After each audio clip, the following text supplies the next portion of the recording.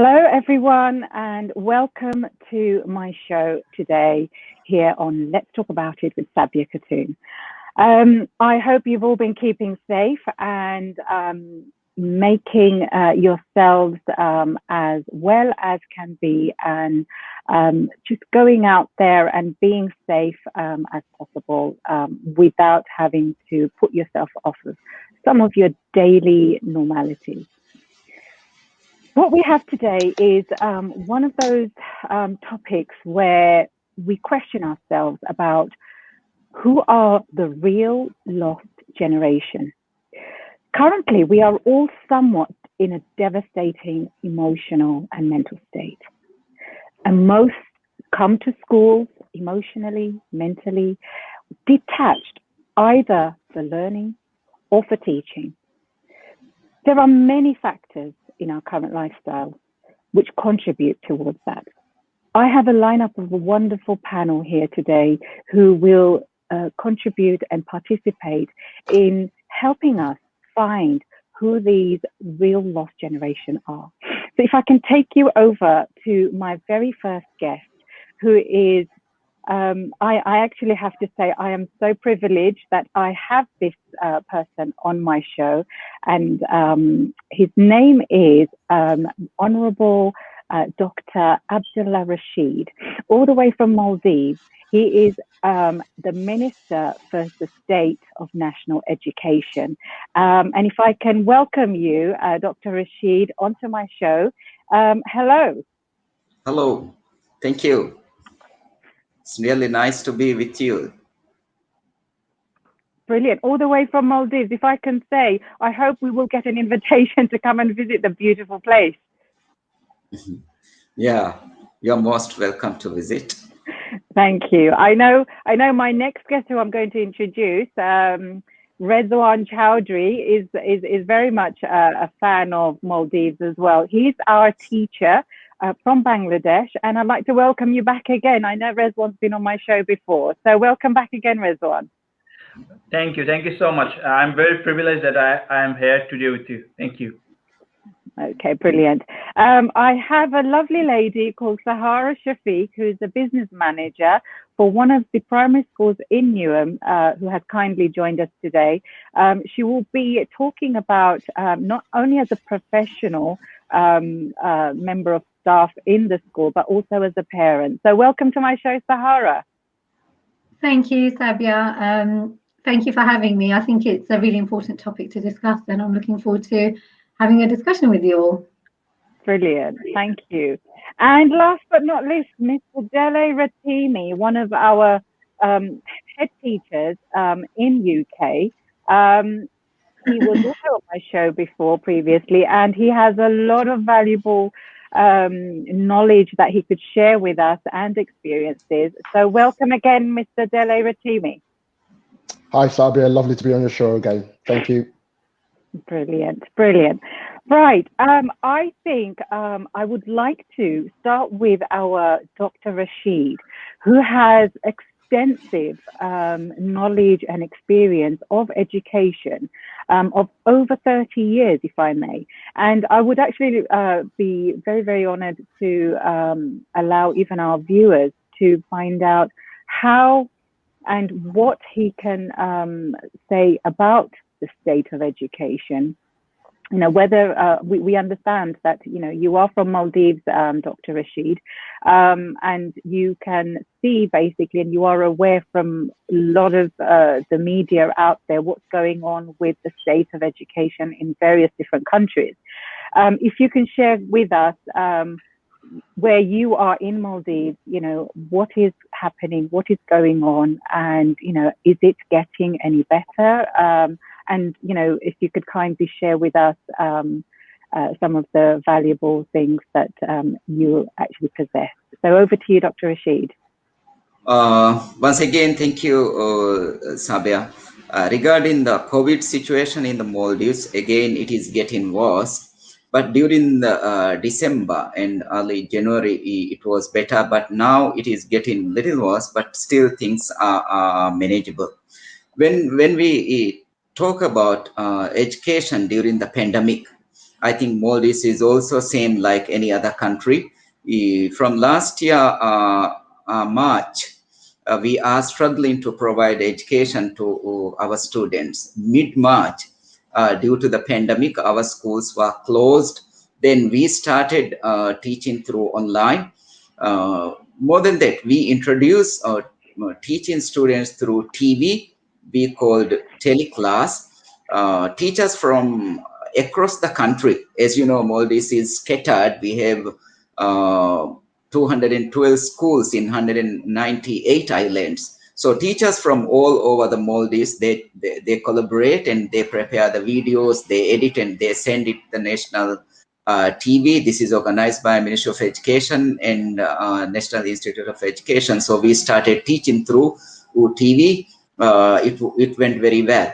Then we started teaching through online with some challenge. It also went well. Then we started we reopened the school mid-July, and with physical distancing, we taught the students last year, and this year again schools are open, and Alhamdulillah, it's going well, but with the challenge, because there is community spread in the capital and few islands, but still things are going very well. And I'm very, very impressed to see your theme for tonight, the real lost generation, with a question.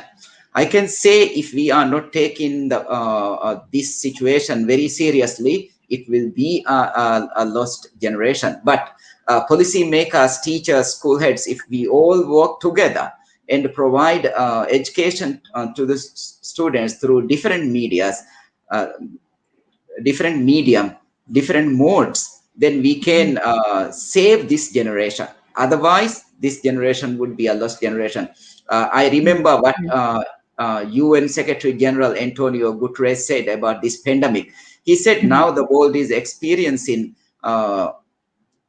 which the world have never experienced, and the result of the pandemic, that this is catastrophic, and the impact will be for the generations, not only one generation. This is a generational catastrophe. So everyone together should ensure that continuity of education in order to safeguard the current generation. Thank you. Yeah, thank you for that. For now, I will come back to you again, Dr. Rasheed, because we have many other points that we would like to touch upon, and I mean, these include especially what's happening here in the UK about the risks of the absence from education in that institute, the operations and functionalities of it, how it's going about. And I'm hoping that you would be able to tell us something about recovery programs and transformations later on. If I can go over to Dele, our head teacher from UK, can you tell us, Dele, something about the risks of the absence that is happening right now in the UK? Yeah, I think it's very clear that when you have a trauma situation that impacts on a child, in terms of education, there is a real significant impact in terms of their learning. There's a real impact in terms of some of the developmental skills that you might expect from them at certain stages in their lives. And there is an impact in terms of their emotional and mental health well-being. Unfortunately, I've been in one situation in my career where I had an exam year group, a year 11 year group, where they sadly lost one of their cohort who was unlawfully killed just on the eve of the exam, probably about 4 weeks before the GCSE exam started. And that year group completely folded in terms of their results and their attainment. And that is the impact that trauma can have, collective trauma can have on a year group. This is a traumatic situation, I think, for many young people. and for the year 11 group that we have at the moment and the year 13 group, they've had to go through two lockdowns in the space of a year. They have missed a significant part of their learning, and they've had to adopt new ways of learning. And apart from that, the support that they would usually get through education, which is the support of their peers, that collective, we're all in it together, has kind of been lost. And they've also been privy to quite a lot of instability, probably within their own households, as the adults in their own households have had to cope with lockdown situations themselves. You don't hear a lot of people, and you don't hear a lot of people in power talk about this in terms of trauma. And my issue with that is that if they don't understand it in terms of trauma, then how do you adequately plan for recovery? You know, I mean, would you also say that are the teaching professionals being quite seriously undervalued, in this country? I think, well, if I can speak for colleagues, I think that you will find that most teachers will say that they have a multifunctional role as teachers that is quite often undervalued by other people. And I think the government has relied on teachers to be teachers, to be de facto social workers, with testing recently to be de facto healthcare workers during this pandemic. It is a lot. It is a lot to put on the shoulders of teachers.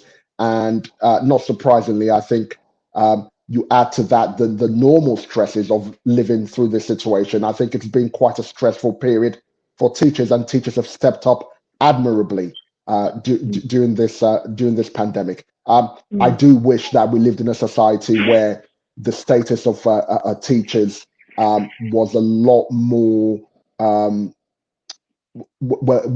teachers were held in higher regard for the job and the kind of unique role they play in the development of young people, because it's quite clear, isn't it, that it's far more than just standing in front of a whiteboard and delivering a lesson. Far more than that. Yes, definitely.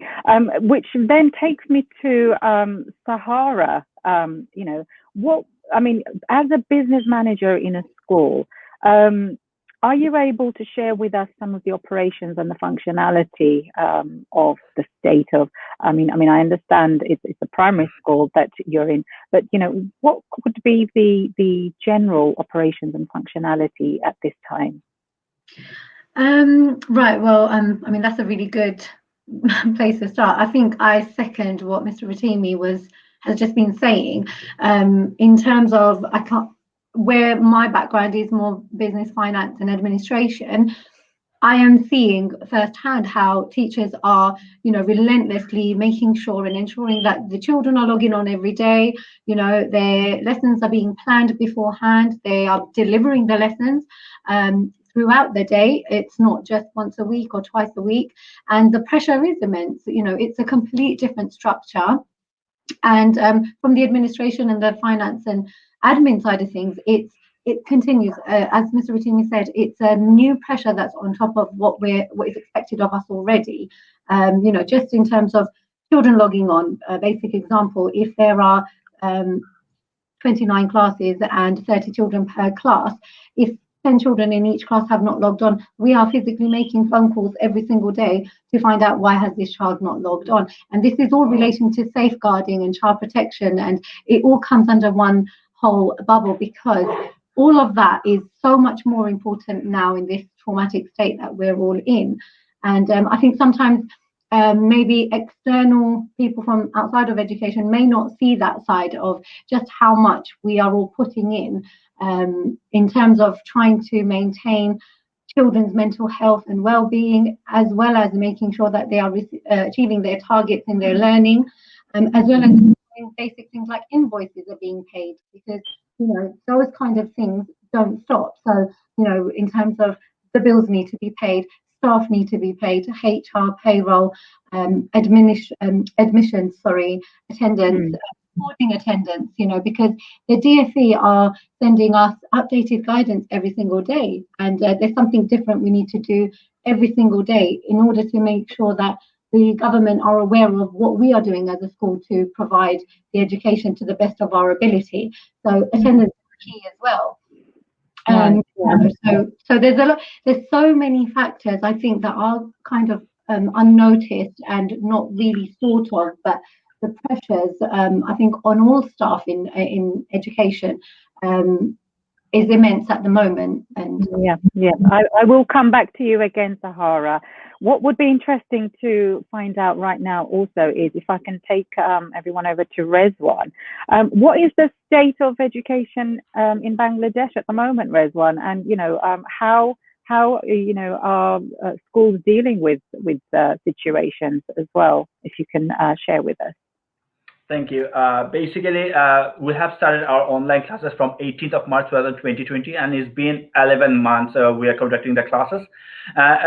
Beginning of the pandemic, only few schools, especially English medium schools and IB schools, they have started conducting the online classes. Gradually, other English version schools or Bangla version schools, they have also started conducting the classes. Government schools, if I talk about government schools, they took a little bit time to conducting the classes. Still they're doing, but there is a TV channel, is Shangshad TV. Basically, they are giving the lectures and talking about the chapters, concepts through that channel. And students are getting some information through the newspaper, this and that. I'm talking about the Bangla medium schools and government schools. And if I talk about the English medium schools and our IB curriculum schools, they are conducting the classes in full steam from the March. And at the beginning, senior students were habituated, but now from nursery to up to L-level students, they are joining the classes, and the rate is really, really good. Brilliant. Thank you for that. And Dr. Rasheed, can you tell us basically that, as you've heard, some of the different ways of remote learning, which is, the thing now, it's a big challenge, not only for the teachers, but parents and the students. How are you dealing with the different kinds of way of introducing, how to keep this motivation in the students, giving support to the parents and the staff? How are you going about that in Maldives with your education system? Okay, thank you. Actually, before the pandemic, most of our students have a device, meaning that grade 3 onwards, grade 3 to 12, all the students, they already have the device. Then internet access is there throughout the country, but the speed is sometimes problematic, and access also for some, there was a problem. So what Ministry of Education, what we did was, we have two service providers, Dirag and Uridu. They were so generous. They have given free 5 GB data to each student and 10 GB data for each teacher. So we were able to manage. Then all the students in the Maldives, they have a G Suite account, meaning that they have access to Google Classroom. So teachers started teaching by using the Google Classroom. And last year, we have conducted G Suite for educators for our teachers, and more than 2,000 teachers completed the first level of the G Suite Educator certificate, and some have already started level 2. So we have provided training to the teachers, and Ministry of Education and NI closely monitor how teaching learning process was going on, and also all the departments of Ministry of Education, including the minister, was very active to ensure continuity of education. And UNICEF Maldives and the GPE, and many other partners. They were very supportive. So I can say we were able to continue education, provide education, as I said before, through TV, through Google Classroom. So it was going on well, I can say. Okay, yeah, thank you for sharing that. Mr. Rotimi, I have a very important question, which as a concerned parent myself, I have a child who will be supposed to be sitting GCSE exams this year. Now, our UK government, we are under a national lockdown. Kids are doing the remote learning from home. We are told that there are teacher assessments which are going to take place, but none of the schools, specifically my daughter's schools, obviously don't have that specific information to say what this teacher assessment is going to be. All those children who are faced with exams this year or, studying for their GCSEs, are we being fair to say that, there could be, a strict exam system and, are this year's, exam groups are being at the risk of being the real lost generation? Yeah, I can only apologize to your daughter and her cohort and her peers, because it really is not a good enough situation that we're in. The short answer is that you know as much as I do, and I'm a head teacher.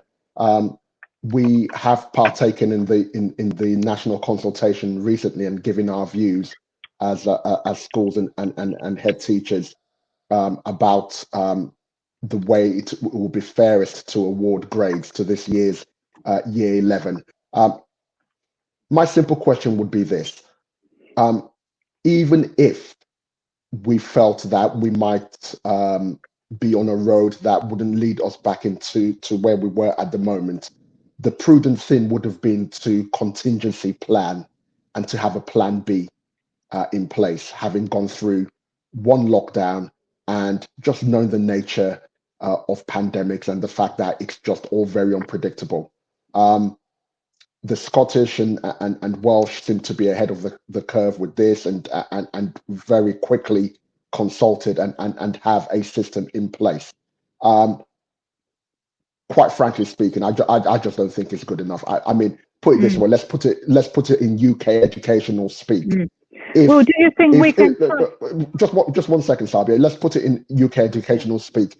If I had planned a whole year forward for my school in some of the ways that this planning has taken place, school inspectorate would have come into my school, judged my school as inadequate, and I'd probably be out of a job.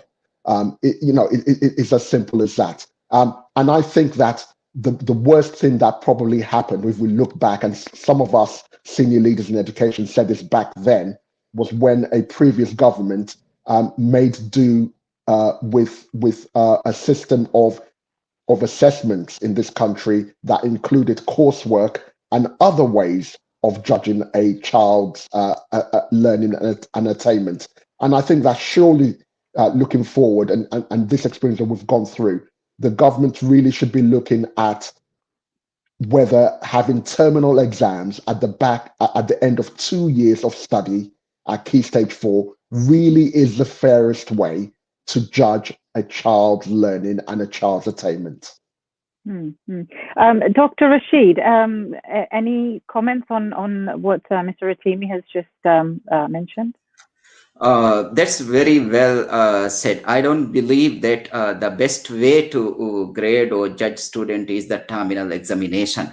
More than that, continuous assessment and measuring the students across all dimensions is very important, because it's not only reading and writing and solving mathematical problem or writing an essay. It's not, because we are teaching students to prepare for the life. In the life, they need skills, they need values. Therefore, just after 2 years giving an exam and say so and so is this much, that's not fair. That's too traditional. We really need to transform assessment whether it is from Cambridge or whether it is from Edexcel, whether it is from anywhere else, they have to transform first. Then only schools can be transformed. I totally agree with that. Here, here. Very well said, Dr. Rasheed. And if I could just add as well that, and of course, in this system that we have at the moment, the students that suffer the most from terminal exams, the students that suffer the most when we go into lockdown and there's a digital divide, are the most disadvantaged students in the country. The poorer students, the poorest students are the ones who are disadvantaged the most. Rezuan, Bangladesh. I mean, what kind of assessments, are we looking at for the students? And bearing in mind, I mean, we here in the UK, the consequences of the mental health that's leaving on the students and the staff, and I think it would be fair to say the parents as well.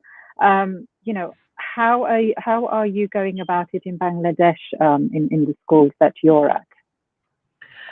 If I talk about public exams in running by Bangladesh board, recently HEC result is published, right? And it is like the students could not face the exam. So the government, the Education Ministry, what they have decided, they are giving the result based on their GSE and SEC, and some students are happy to see their result because those students have done really good during their GSE exam or SEC exam. They have got the same result, and the students who could not do the much, but they have well prepared for HEC, but because of pandemic they could not attend for HEC exam, so they are quite unhappy. And if this is the scenario of public exam, Cambridge and Edexcel is same as like other guest speakers said. And if I talk about our school curriculum, as we are following the IB curriculum, International Baccalaureate curriculum, we have in PIP, we have formative and summative assessment. So each unit we are conducting at least three formative assessments based on three concepts, and end of the unit we are conducting a summative assessment, which is also really good for the students as they can give their reflections, ideas about what is the unit is going on, what is the concept is going on. We have given the opportunity to the students for play-based learning, play-based assessment as well. So in primary sections, the students are not facing any kind of problem as we are conducting the live classes every day. At least 3 to 4 to 5 live classes is going on.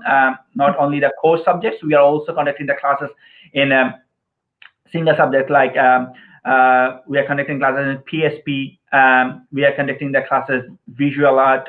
We are conducting the classes ICT. So other single subject classes are going on, and at the same time, other formative assessment is going on based on the concept. Thank you for that. I mean, we are running short of time, and it's almost the end of our show. But if I can take everyone towards Sahara, whilst being in a very high pressure, demanding role that you have. As a parent, could you share with us how it's been for you? I mean, I know of a lot of people who are finding, this beyond the challenge. Could you share with us maybe one of your daily routine or something that you could probably suggest to parents and working mums out there, of how they could go about the day in this challenging time? Yeah, sure. I mean, I think what is really important is you have a rota. So professionally and with the working timetable, we have a rota within our team. So where obviously there are staff with children, we are required to be working from home when we can. And so when I am, it has been very challenging, and I'm sure a lot of parents would say the same thing. And having adults in the house helps. Me being a single mum has had its own pressure. So a few things I do, I ensure that food is really important. When you've got children, you need to make sure that they eat. So something very simple and basic, I prepare snacks the night before and I pack lunch. If I know I've got meetings and are maybe, you know, kind of tied up for 2 hours, I'll make sure that there is a packed lunch made, and, you know, my daughter will have a help yourself system. So when she is feeling hungry, she knows she can go and help herself. You know, some of the things, you just need to not be so hard on yourself. You need to kind of not have such a high expectation, because at the end of the day, they're dealing with the trauma just as much as you are. And, you know, you can't show them that. You need to show them that positive mental attitude. And it's really important that you take care of yourself to ensure that you can give your child that positive energy, because, you know, as all the speakers have said, it's such a hard time for everyone to handle and deal with. So the children are the ones that are going to need the most focus, and it's going to be the hardest on them. And they may not show that because they're children, they're versatile, they just deal with what you give them.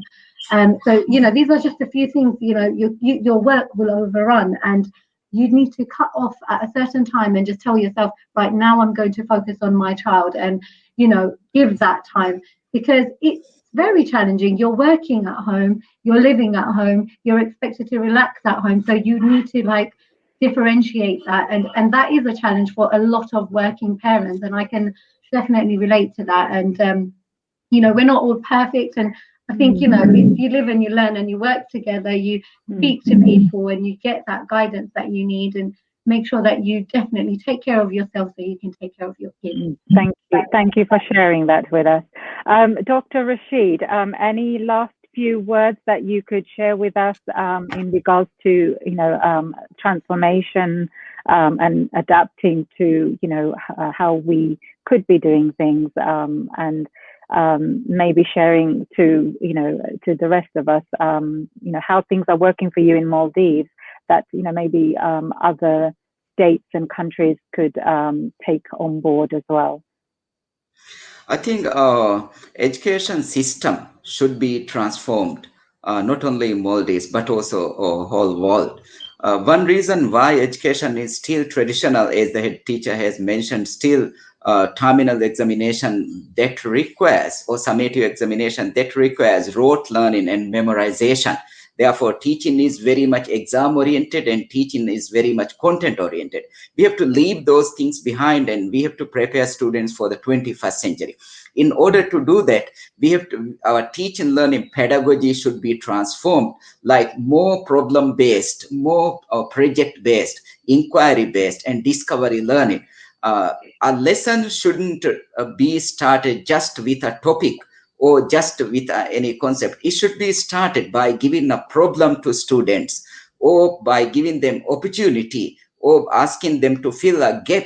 In order to do that, then they will review the content, they will collect information, they will go to the field, they will solve the problem. All the 21st century skills will be developed in this.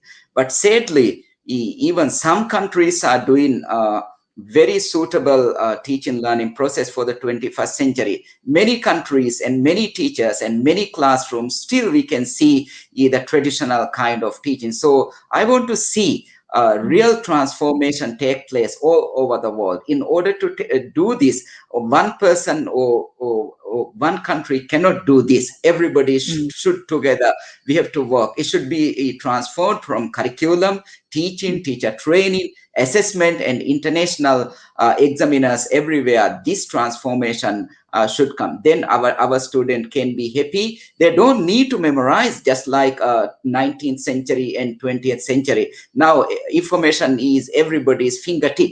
Therefore, we should have this understanding and give more emphasis on developing skills, inculcating values, and making learning for fun. So that's all I just want to say. Thank you, everyone. I really enjoy talking with you and participate in this excited, useful discussion. Thank you. Thank you. Mr. Dele Rotimi, any last few words? You know what, I think it's Dr. Rasheed, excuse me, I've got it wrong, but whenever I thought of Maldives, I thought that maybe that's a destination for when I get married, for my honeymoon. But I've got to say now that it's either I'm going to move there to be a head teacher for my second headship, or I am voting for you to come to the UK to be our Minister of Education. Amazing. Because what you've just said there, I could not endorse anymore. Absolutely spot on. Absolutely spot on. Education Definitely. system in this country is archaic, and it speaks to an old order and an old world, and it was put together, surprise, by privileged people who went to privileged schools. The world has moved on. There are new ways of learning, and we should not be learning by rote and testing students just through terminal exams. So very well said. We need to look forward, and this is the time the government should grasp the mettle and really start planning for what education should look like post the pandemic. Definitely. Okay, definitely. And Rezuan, last but not least, Rezuan, any last few words? Thank you. In primary level to secondary, everywhere the students should get the chance for for inquiry-based learning, and I think inquiry-based learning giving the opportunity to the students for taking some actions. Like now, even I'm conducting the classes in KG2, and the KG2 learners, they understand how to take actions. If it is based on unit, the students every end of the unit they are going to take some actions. Like if it is based on seasonal unit, so students what they have done recently, they have collected their clothes. Even if some students bought a new clothes and they have given those clothes to the street children. Can you imagine 6 years students, they understood the empathy and sympathy for the street children. They understood how to they contribute for the local community. Even it was if the unit is related to fruits, the students are giving the food to the street children, and we need to give the chance. We need to develop concept in their mind in everywhere. The students is a part of agency, and they need to take some actions for the local community and for the global as well. Thank you. Brilliant. Thank you so much. Thank you. Thank you so much. Thank you very much, everyone who has come on to my show. And again, I'm so privileged for yourself, Dr. Abdulla Rasheed, that you could make time to come on and share with us some very, very valuable views and thoughts and how transformation should and can take place. So thank you again to everyone, and I do hope that I will see you again on my show with more important topics such as this. And Dr. Rasheed, please do keep us updated what's happening, and you never know, Mr. Rotimi is already thinking of moving to Maldives. So yeah, there's a very good head teacher there if you want one. Whether you need one, I don't know. And I don't know if Rezuan wants to move there as well. And you've got yourself a business manager too. You don't need to ask me twice. But, yeah, we really need experienced head teachers like him, and I have heard them. Mr. Rotimi, you've got yourself a position waiting, hopefully. Lovely. Got myself a new job. Yeah, thank you so much. I mean, it's amazing to hear some of the the suggestions and tips from all of you. So thank you again for coming on my show. Thank you. Thank you. Thank you so much. The current state of education has been and is still daunting for many. Homeschooling, remote learning, exams, teacher assessments. We have yet to find out. Student motivation, teachers and students being mentally, being well to be able to carry on and do what they do, working in high pressure, demanding roles, being a parent, being the professional staff. Many challenges are being faced, but if we can take on board, hopefully, from what some of our professionals have mentioned, and I'm so amazed at what our Dr. Rasheed, who's come all the way from Maldives and joined us, had some excellent suggestions as a state of education, being the education minister. What I can leave you all with is, here in the UK, we've got GCSEs, AS and A-levels, where students, exams have been withdrawn for this year and how their assessments will take place. I can only wish them all well. I'd like to wish the students, the parents, and the staff out there, because my heartfelt wishes all goes out to them. And I do hope that you all will stay safe, follow VOD Talk, and until next time, this is SABIA KHATUN for VOD Talk.